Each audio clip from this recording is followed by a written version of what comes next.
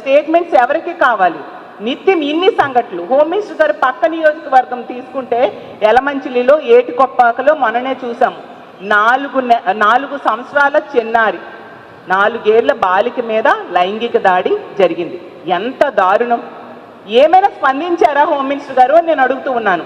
4 ఏళ్ల చిన్నారి మీద లైంగిక దాడి జరిగితే మీరేమైనా స్పందించారా?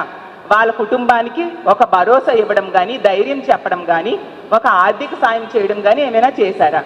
మీ పక్క నియోజకవర్గమైన యలమంచిల్లో గతంలో రాంబెల్లిలో దర్శిని అనే అమ్మాయికి సురేష్ అనే వ్యక్తి ఇంటికి వెళ్ళి కత్తితో పొడిచి చంపేశాడు. ఆ కుటుంబానికి ఇప్పటికి ఇన్ని నెలలు అయిపోయింది. ఆ సంఘటన జరిగి ఇంచుమించు 6 నెలల పైగా అయ్యింది. ఇన్ని నెలలైనా మీరు పక్క నియోజకవర్గమే ఒక 100-200 సార్లు ఆ పక్క నుంచి తిరుగుతూ ఉంటారు కదా. ఆ కుటుంబానికి ఏమైనా మీరు వెళ్ళి ధైర్యం చెప్పడం కానీ, ఆర్థిక సహాయం కానీ చేశారా? ఈ రాష్ట్రంలో మీరు తీసుకుంటే ఇన్ని సంఘటనలు జరుగుతూ ఉన్నాయి. ఏ సంఘటన కూడా ప్రభుత్వం పట్టించుకున్న దాఖలాలు లేవు. కొన్ని సంఘటనలు ఎక్కడైనా వీళ్ళు పట్టించుకున్నారు అంటే ఏవైతే జగన్మోహన్ రెడ్డి గారు పరామర్శకు వెళ్తారో అక్కడికి మాత్రం హోమ్ మినిస్టర్ గారు వాళ్ళ మంత్రులు తొందరగా వెళ్ళి జగన్మోహన్ రెడ్డి గారి కంటే ముందు క్రెడిట్ ఏదో కొట్టేయాలి అన్న టైప్గా వీళ్ళు వెళ్ళి పరామర్శ చేస్తూ ఉంటారు తప్ప వీళ్ళు స్వతహాగా వాళ్ళంతటి వాళ్ళు ఈ కుటుంబానికి ధైర్యం చెప్పాము, ఈ మహిళకి ధైర్యం చెప్పాము అనే సంఘటన ఎక్కడ కూడా మనం చూడని పరిస్థితులు నెలకొని ఉన్నాయి.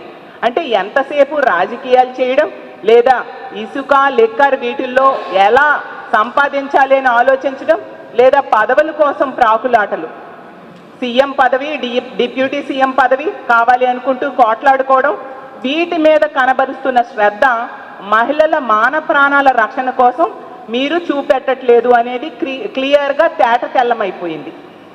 ఈ రాష్ట్రంలో ఉన్న కూటమి ప్రభుత్వానికి, ఈ రాష్ట్రంలో ఉన్న మహిళలందరి తరఫున నేను వేడుకుంటూ ఉన్నాను, బెల్ షాప్స్ తొలగించండి. బెల్ షాప్స్ వలనే ఇంత విచ్చలవిడిగా మద్యం దొరుకుతూ ఉంది.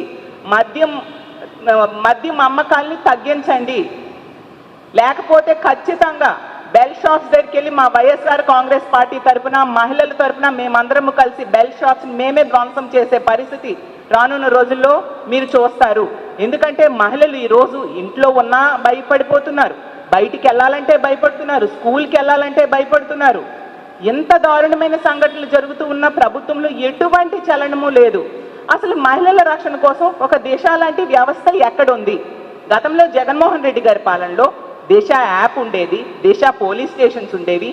దిశ చట్టాన్ని తీసుకొచ్చి అసెంబ్లీలో తీర్మానం చేసి కేంద్రం దగ్గర కేంద్రంకి పంపించడం జరిగింది. అది కేంద్రంలో పెండింగ్లో ఉంది. మరి దానికి మీరు కూటమి ప్రభుత్వమే కదా, ఆ దిశని పేరు కావాలంటే మార్చుకోండి. ఆ దిశ చట్టం కేంద్రం దగ్గర పెండింగ్లో ఉన్నదాన్ని అమలయ్యేట్టుగా ఎందుకు మీరు చేయట్లేదు? దిశ యాప్ అసలు జగన్మోహన్ రెడ్డి గారి ప్రభుత్వంలో ప్రతి మహిళ కూడా, అంటే 1,30,00,000 మంది మహిళలు దిశ యాప్ డౌన్లోడ్ చేసుకున్నారు. ఆ దిశ యాప్ ఉండడం వల్ల ఎంతో ధైర్యంగా ఫీల్ అయ్యేవారు ఆ రోజుల్లో. దిశ యాప్లో SOS బటన్ కనుక నొక్కితే కేవలం 10-15 నిమిషాల్లోనే పోలీసులు వచ్చి రక్షణ కల్పించేవారు. మరి ఇప్పుడు ఏదైనా మహిళకి ఇలాంటి కష్టం వస్తే ఏ వ్యవస్థని వాళ్ళు కాల్ చేస్తే మహిళలకి రక్షణ దొరుకుతుంది? మీరే చెప్పండి. ఎంత నిర్లక్ష్యంగా మహిళల భద్రత కోసం మీరు వ్యవహరించడం నిజంగా దారుణం. ఖచ్చితంగా దీని మీద చర్యలు తీసుకోవాల్సిన అవసరం ఉంది.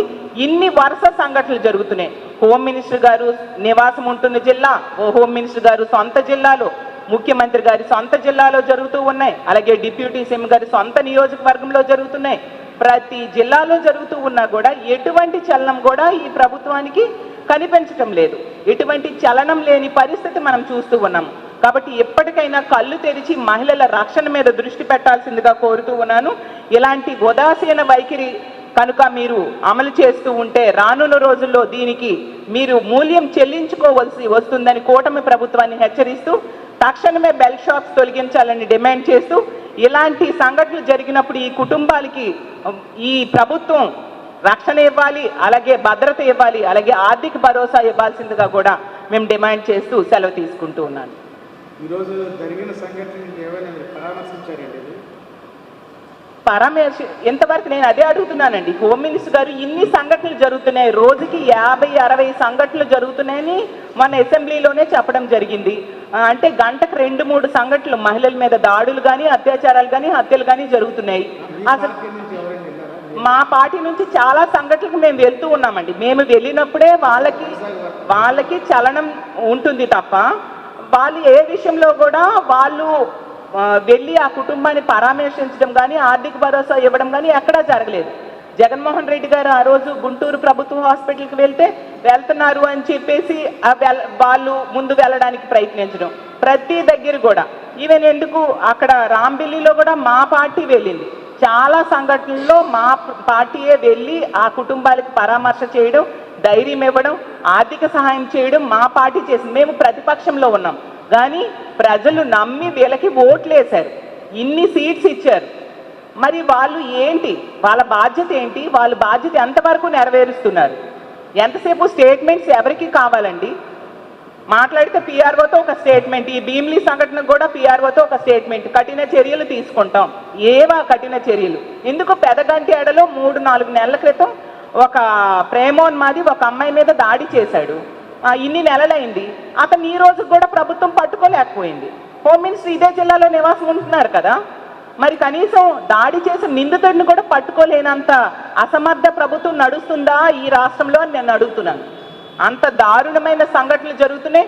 అత్యంత ఉదాసీన వైఖరి, అత్యంత నిర్లక్ష్యము ఈ ప్రభుత్వానికి ఉంది అనేది క్లియర్గా అర్థమవుతుంది. ముఖ్యంగా హోమ్ మినిస్టర్ గారికి సొంత జిల్లాలో ఇన్ని సంఘటనలు జరుగుతూ ఉన్నా కూడా ఎటువంటి చర్యలు తీసుకోవట్లేదు. మహిళల రక్షణ కోసం ఎటువంటి చర్యలు కూడా ఈ ప్రభుత్వం తీసుకోవట్లేదు. కాబట్టి ఎప్పటికైనా కళ్ళు తెరిచి మహిళల రక్షణ మీద దృష్టి పెట్టండి అని ఈ ఆంధ్రప్రదేశ్ రాష్ట్రంలో ఉన్న మహిళల తరపున వేడుకుంటూ సెలవు తీసుకుంటున్నాను.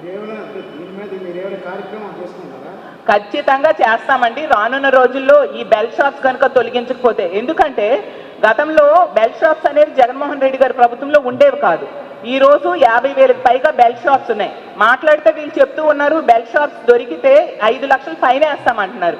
ఈ ప్రభుత్వాన్ని నేను అడుగుతూ ఉన్నాను, ఎన్ని బెల్ షాప్స్కి వీళ్ళు ఫైన్ వేశారు అనేసి. ఎన్ని బెల్ షాప్స్కి 5 లక్షలు ఫైన్ వేశారు?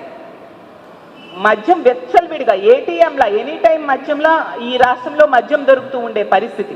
కాబట్టి రానున్న రోజుల్లో ఇదే ఇలాగే కొనసాగితే మా వైఎస్ఆర్ కాంగ్రెస్ పార్టీ తరఫున ముఖ్యంగా మహిళల సపోర్ట్తో మహిళలు అందరం కలిపి ఇలాంటి బెల్ షాప్స్ అన్ని తొలగించడానికి, ఆ బెల్ షాప్స్ పగలగొట్టడానికి మేము పూర్తిగా చర్యలు తీసుకుంటాము.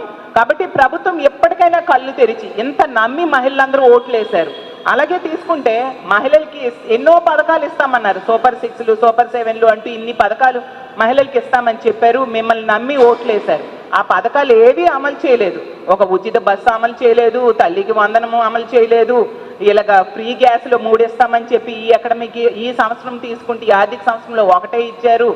ఇలా మహాశక్తి పథకం అమలు చేయలేదు, ఈ రోజుకి ఫీజు రీఎంబర్స్మెంట్ ఇవ్వట్లేదు. రైతులకు తీసుకుంటే అందులో ఎంతోమంది మహిళా రైతులు ఉంటారు, రైతులకు తీసుకుంటే ఆర్థిక సహాయం చేయని పరిస్థితి, మహిళలకి నెట్ట నిలువున మోసం చేశారు. కనీసం రక్షణ కూడా ఇవ్వని పరిస్థితి మహిళలకి ఈ రాష్ట్రంలో నెలకొని ఉంది అనేది క్లియర్గా అర్థమవుతుంది. మీరే మొన్న చూశారు, రైతుల తరపున పోరాటం చేశాము. అలాగే విద్యుత్ ఛార్జీలు పెంచేసి అన్ని రకాల ఛార్జెస్ పెంచేయడం వలన ప్రజల తరపున అవి తగ్గించాలని మేము పోరాటం చేయడం జరిగింది. అలాగే ఫీజు రియంబర్స్మెంట్ కూడా తక్షణమే నిధులు విడుదల చేయాలి అని చెప్పి రానున్న రోజుల్లో మేము చేయబోతూ ఉన్నాము. మా వైఎస్ఆర్ కాంగ్రెస్ పార్టీ ఎప్పుడు కూడా ప్రజల తరపున నిలబడే పార్టీ, ప్రజల తరపున పోరాడే పార్టీ, పోరాటాల నుంచి పుట్టిన పార్టీ. అధికారంలో ఉన్న ప్రతిపక్షంలో ఉన్న ప్రజల కోసమే మా పార్టీ ఆలోచిస్తుంది, ప్రజలకు అండగా నిలబడుతుందని తెలియజేస్తున్నాం. జగన్మోహన్ రెడ్డి గారు పండుగ తర్వాత ప్రజల్లోకి వస్తామని పండగ ఎన్ని రోజులు అయింది సార్? వస్తారు స్టేట్మెంట్ ప్రకారం సార్. పండగ తర్వాత అయితే కనుమ రోజే అని కాదు కదండి సార్, వస్తారు సార్.